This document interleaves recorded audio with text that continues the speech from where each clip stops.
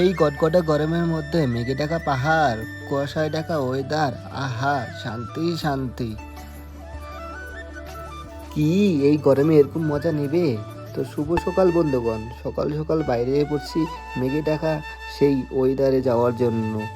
তো সকাল সকাল বাইরে পড়ছি, তার এটা আমাদের বাড়ির সামনের রাস্তা, চারিদিকে সবুজ সবুজ, কারণ রাত্রে হয়েছিল বৃষ্টি। আর আমি সকাল সকালই বাইরে পড়ছি, কারণ আমাকে যেতে হবে অনেক দূর।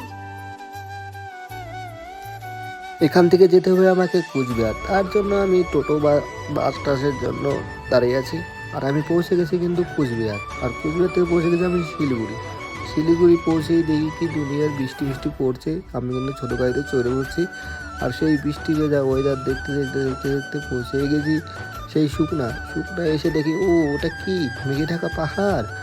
মেঘে ঢাকা পাহাড় না কোথায়? হ্যাঁ হ্যাঁ হ্যাঁ, তোমরা তো ঠিকই ধরেছো, আমি কোথায় যাচ্ছি? হ্যাঁ, আমি দার্জিলিং আছি। সবাই কম বেশি সবাই জানো আমি দার্জিলিং কী করতে যাই।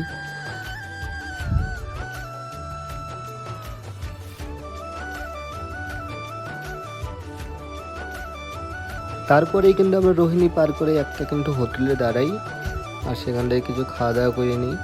আর সেখানটার ওয়েদারটাও খুবই জোশ ছিল।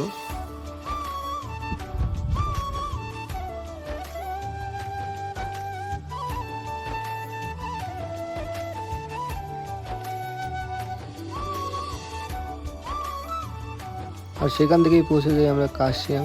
আর সেখানটার কার্শিয়াং থেকে তো ভালোই ওয়েদার দেখা যায়, যদি কুয়াশা না থাকে। এখান থেকে শিলিগুড়িও দেখা যায়, কিন্তু না, আমাদের কপাল খারাপ, তখন দেখা হয়নি।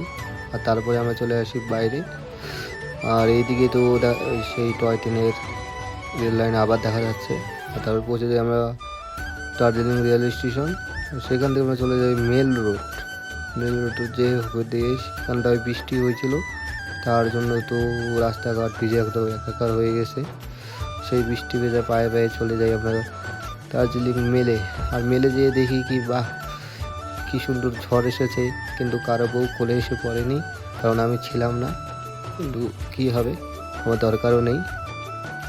তা সেখানটায় অল্প ঘুরে ফিরে আমি চলে যাই রুমে চলে যেয়ে খেয়ে দিয়ে করে শুয়ে পড়ি, কারণ কালকে থেকে আবার যুদ্ধ শুরু। তো সবাই ভালো থেকো।